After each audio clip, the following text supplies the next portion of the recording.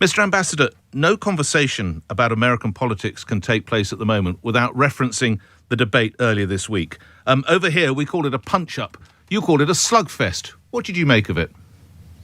Well, I think it's deservedly received the reputation as the worst presidential debate in history since this began in 1960 between Kennedy and Nixon. It was hardly a debate at all. And not much of an advertisement for free speech in a democratic society. The consequences of the debate, I think, though, are likely to be limited. I think it represents a missed opportunity for Trump to try and make his case more effectively. But Biden dodged a big trap. He was able to perform and I think disprove the Trump notion that he was not mentally fit to hold the office. So in that sense, I think Biden comes out modestly ahead. But it was really awful to watch. Does that mean Mr. Biden has secured your vote, Mr. Ambassador? No, I'm not going to vote for Trump, obviously, but I'm not going to vote for Biden either for different reasons. I'm going to be unhappy with the outcome of this election either way. I'm going to write in the name of another person, a conservative Republican, yet to be determined. Who might it be? Well, I've been thinking of Ronald Reagan if he's available. Okay, that leads me neatly into your book. You really were in the room where it happened. You're closer to US politics than I. Have you ever known one of these debates end with the question, effectively, will you respect the mandate come the election? Well, that was probably the most troubling aspect of what happened on Tuesday night. I think any president running for re-election is entitled to obviously campaign to boost his own candidacy.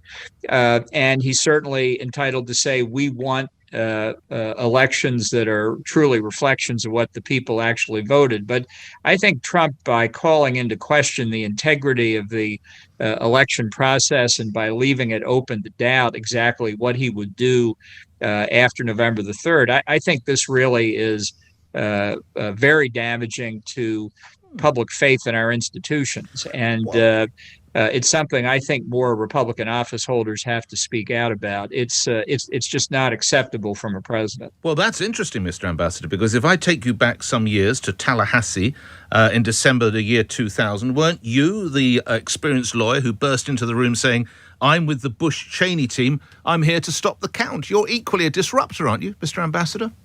I think every candidate has a right to contest an election if he thinks that it's within the legal remit of the state involved, and that's what we were doing in Florida. It was actually Democratic candidate Al Gore who had challenged the certified outcome in Florida. I was in Florida 31 wonderful days in 2000 fighting that recount battle. But I think it was done within the rules, and I think that's legitimate. I think that's open to Trump just as it is to anybody. What's not open to Trump or Biden or anybody is, as a matter of his own policy, to try to ensure that we don't get a really fair count within the meaning of the law. And that's what I was worried about with what Trump said on Tuesday. And he said other things in the weeks before that were troubling, too. Were you a disruptor back then, Mr. Ambassador? No. I was coming to bring word to the election officials in Tallahassee that the United States Supreme Court had issued a decision that basically said, stop any recount until we make our decision. Those were different days for the Republican Party. How much damage has Donald Trump done to the party? Well, I think he's done damage to the party and I think to the United States at home and abroad. But I believe very strongly that the damage can be corrected. I think actually corrected very quickly. I'm more worried if he gets a second term that the damage he does will be irreparable and would constitute a threat to the Republic, which is why for the first time in my adult life, I'm not going to vote for the Republican nominee for president. Where might that damage be most seen, Ambassador?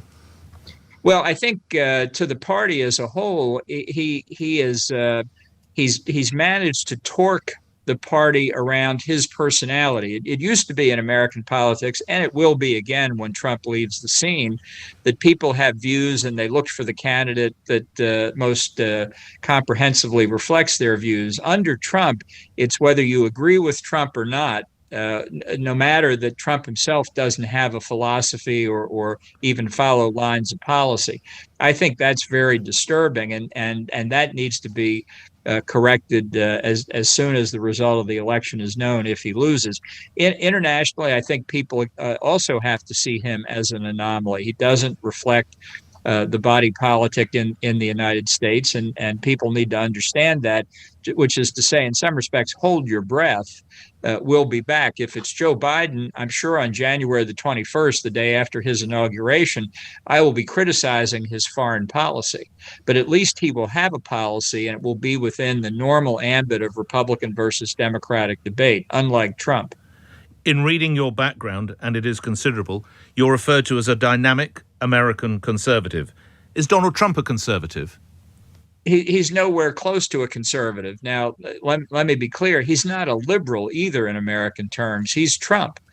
And his decisions do not play out along a policy or philosophical line. They are animated, as I do explain in my book, in the national security space, as seen largely through the prism of their domestic political implications. And it's one reason I worry about a second Trump term. With the guardrail of his reelection behind him, the political consequences in the U.S. will be much less significant, which means he's even less predictable in what he will do in a second term. Why did you serve under him? Because I felt, based on conversations I had had with him before I took the job, the fact that he had watched me on Fox News for over 10 years, which meant he, at least in my view, must mean he understood what my thinking was, that I would find someone who had been affected by the gravity of the responsibility of the presidency, and molded to a certain extent by those responsibilities. I didn't find that. Perhaps I was naive to think that I would, but I thought it was an opportunity to serve the country as I had before, and I took it willingly. When was the moment, Mr. Ambassador, you thought, holy moly, this is going to be a bumpy ride? What did he say or do? Well, I think in the first week I was there, we faced the response to the Assad regime's use in Syria of chemical weapons against its own population. And in a week of decision making, we decided to retaliate, joined by Britain and France. But it was not what I would call anything like decision making as I had experienced under previous Republican presidents I had served.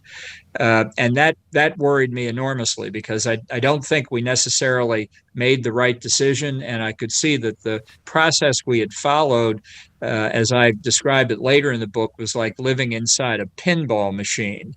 So it was very troubling even after my first week as to what might lie ahead. Is he naive, dumb, or a bit of both? I think he has a certain low cunning.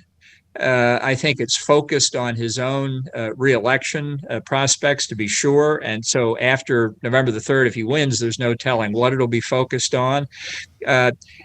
He operates on the basis of instinct. He operates on his appreciation of the personalities he's dealing with. He doesn't operate on the basis of facts, research, or analysis in any conventionally understood meaning of those terms.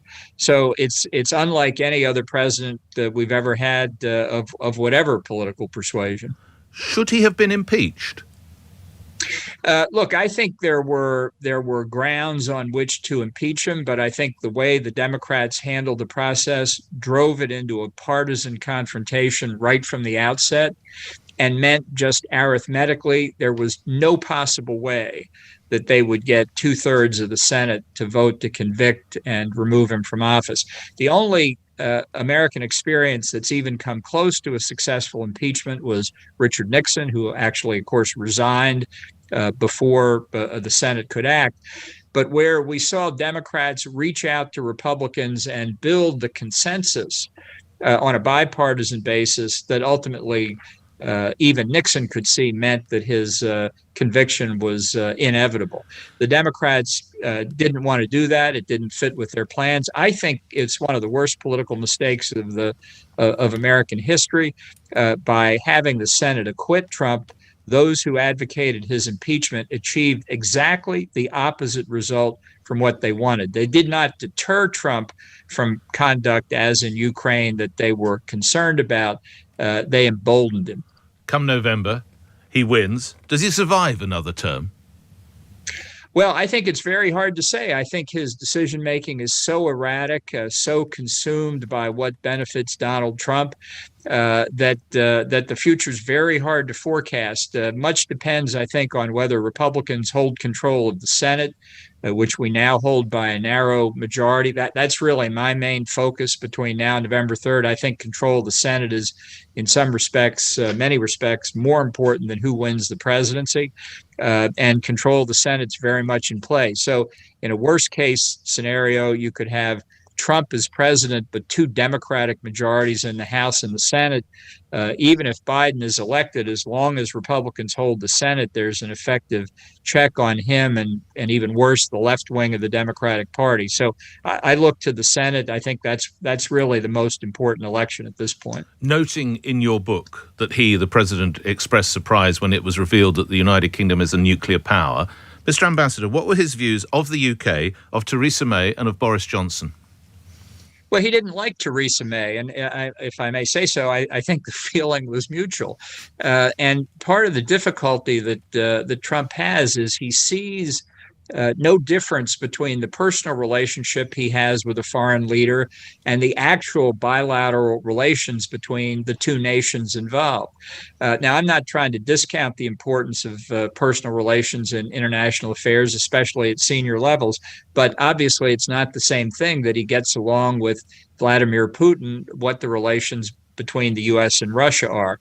I think his relations with Boris Johnson were better. I think Boris learned from the experience that he inherited, and he showed he was able to grit his teeth and put up with Trump, much like Shinzo Abe of Japan did.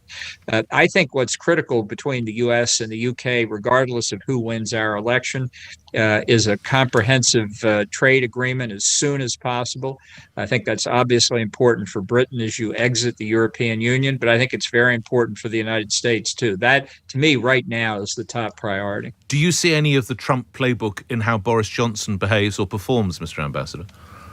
No, I think it's completely different. I think every politician adjusts to his own circumstances, but I hope I don't get him in trouble when I say I think Boris Johnson really is a conservative, and I don't think Trump is, and I think therein lies all the difference. I think he'd probably be delighted to hear you're conservative. We touched. He'd be nervous if you'd not said it. Actually, in truth, how did possibly Mrs. May's disapproval of the president manifest itself? Well, look, I don't fault her side of the relationship. I think Trump has trouble with powerful women leaders, which is not to say he doesn't have trouble with powerful male leaders of democracies as well. But I think when I came in April of 2018, the relationship was obviously not in good shape, and it didn't change very much during the remainder of Prime Minister May's tenure. We touched briefly on the debate and the extraordinary question about whether he would observe the outcome. I've also got to ask you, how you reacted when the president refused to condemn white supremacists in that debate? Well, look, this is a problem that he has. I think it was a mistake on his part. He, in many respects, is running a campaign from 1968, but he's not running Richard Nixon's campaign. He's running George Wallace's campaign. Wallace got, I think, 15 or 16% of the vote. Now Trump will get more than that, but I don't think it's the right way to win. I think he's missed a lot of opportunities, but he has a campaign strategy in mind. He's running the campaign. This is totally about Donald Trump, as is almost everything in his life, because that's the way he is, and he'll get the outcome he deserves, I hope. Okay, I've got last minute with you. Is he a racist? Is he a fascist, Mr. Ambassador? I think no. I haven't seen evidence of either of that, and certainly it would require having the ability to string coherent thoughts together about politics, which he just doesn't do. Finally, you're broadcasting wherever you will be on the night of the election, and the news comes through. It's a hold. We have a two-term president. Trump is successful. The first thought that goes through your mind? I think this is deep trouble for America, and my hopes and prayers will be that Republicans continue to control the Senate to act as a restraint. Thanks for your time, John. Good luck to you. Thank you very much. Thanks for having me.